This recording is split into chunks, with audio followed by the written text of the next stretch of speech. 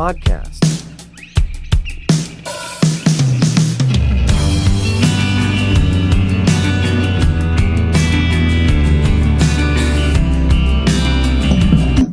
Assalamualaikum warahmatullahi wabarakatuh. Kembali lagi di KBCast, Podcast Kabar Bengkulu. Hari ini di momentum Sumpah Pemuda yang jatuh pada tanggal 28 Oktober 2021. Hari ini kita kedatangan tamu yaitu Bapak Rizon Eshud MSI, yaitu Kadis Lingkungan Hidup Kabupaten Mukomuko. Mari kita beri aplaus. Bagaimana kabarnya Pak?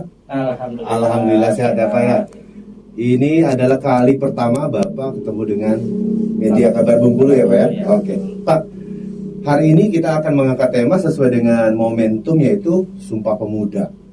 Peran pemuda untuk lingkungan hidup kan banyak tipenya ya Pak. Ditambah lagi kalau kita bicara saat ini mungkin sampah plastik ini mendominasi kan. Betul, Pak. Kira-kira apa strategi dari Dinas Lingkungan Hidup ini mensiasati hal tersebut Pak? Betul, Pak? Baik, ya.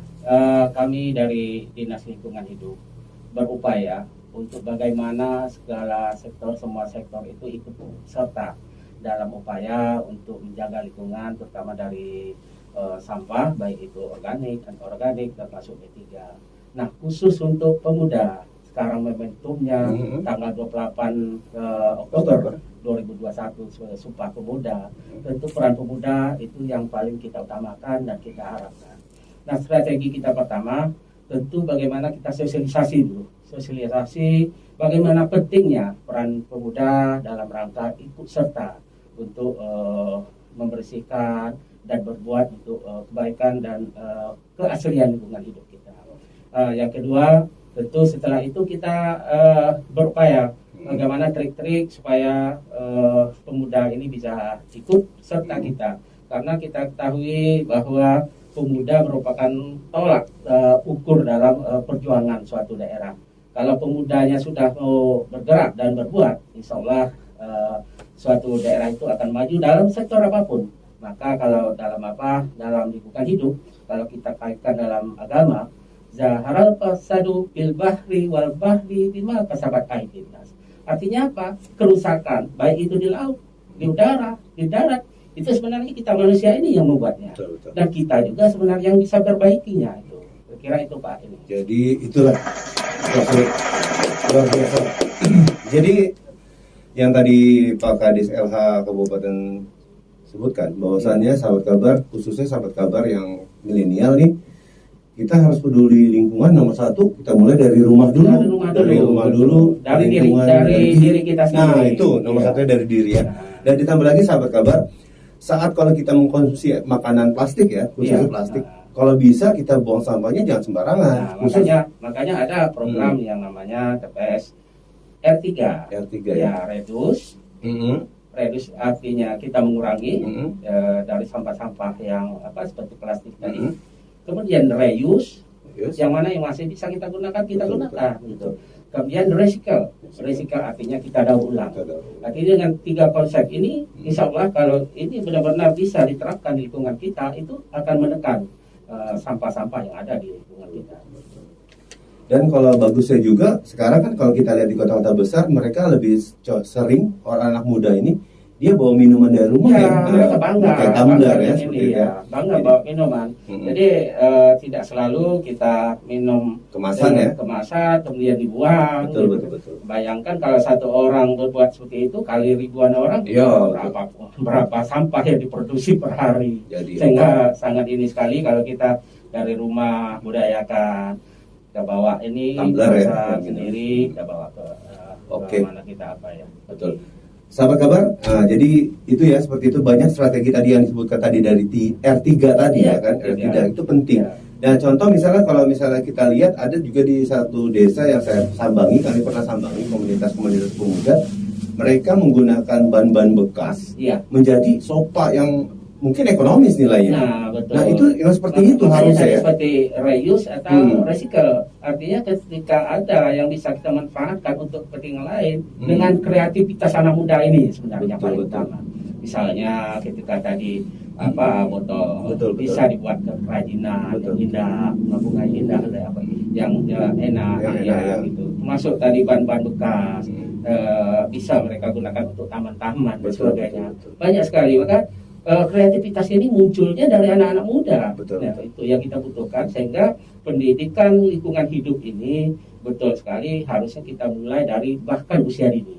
Usia dini. Nah, itu nanti lingkungan hidup Kabupaten Memukul mungkin ke depan akan roadshow, baik itu ketika SMP, SD, untuk memberikan pemahaman bagaimana pentingnya kita sama-sama menjaga lingkungan hidup. Oke, luar biasa Pak Kadis kita nih. Jadi banyak juga ya hari ini sahabat Gabar kita dapat gambaran dari Pak Kadis bahwasannya ya hal tersebut itu dimulai dari kita dulu. Betul, dari dini khususnya ya. Mungkin yang sahabat Gabar yang punya anak yang mungkin sekolah di SD, gunakan namakan bawa dari botol atau bawa tempat minum, hal tersimpel aja seperti itu. Ditambah lagi nih Pak Kadis, kalau kita lihat saat ini kan tentang pembuangan sampah Pak Kadis. Iya. Dilematik juga, ada salah satu sahabat kabar yang chatting ke kami menanyakan, Pak, bagaimana sih kondisi kami ini membuang sampah bingung. Kira-kira apa solusi ya? Ya. Pak Kadis ya? Jadi salah satu makanya kita kemarin PPA kita yang selama ini mungkin kurang terkelola.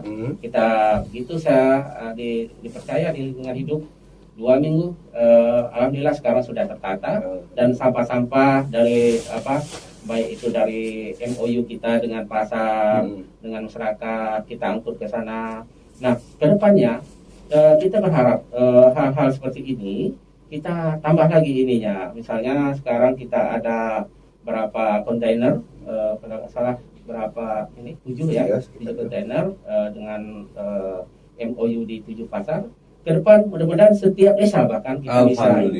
Nah itu kita targetnya seperti itu, tiap desa sampahnya bisa kita ambil dan kita kelola baik di TPA kita. Karena plus sekali lagi. Karena sahabat kabar, menurut dari pantauan kita di media sosial untuk gebrakan Pak Rizon ini selaku Kadis LH yang baru di Kabupaten Memukul cukup luar biasa. Jadi apresiasi juga kami selaku media juga sangat mengapresiasi kedatangan Bapak di sini, memberikan movement seperti itu, pergerakan yang baru yang mungkin ya kita sama-sama juga ya, karena seluruh stakeholder ini berperan, tidak bisa kerja sendiri betul seperti itu, dari media, dari peran anak muda dan semacamnya itu. Oke Pak Kadis, ada kata-kata yang motivasi nggak dalam momentum di sini kan Hari Sumpah Pemuda untuk pemuda untuk mencintai lingkungannya seperti apa Pak Kadis? Iya. Jadi kita ketahui ya bahwa setetes air yang tersisa saat ini jangan sampai nanti menjadi setetes air mata untuk anak-anak cucu kita ke depan. Artinya mulai sekarang untuk lingkungan paling tidak kita berbuat menanam sebatang pohon, insya Allah itu akan menyediakan bertetes-tetes air untuk kita semua. Luar biasa. Baik sahabat kabar, hari ini kita sudah dapat gambaran dari Pak Kadis Lingkungan Hidup, Pak Rizon, terkait tentang gunanya, pentingnya peran anak muda dalam konteks pelestarian lingkungan ya, dari mulai sampah seperti itu. Makanya salah satu yang kita galakkan di samping tadi persampahan, kita juga karena lingkungan ini asrinya, enaknya didiami satu lingkungan itu ketika sejuk, nyaman, udaranya segar, maka yang paling penting tadi adalah pohon. Nah, pohon, bayangkan satu anak muda punya komitmen ketika saya misalnya tamat sekolah, misalnya saya wajib menanam satu batang pohon, atau nanti ketika saya mulai kuliah saya tanam lagi sebatang pohon. Nah bayangkan, itulah yang akan menyiapkan bertetes-tetes air untuk anak cucu kita ke depan.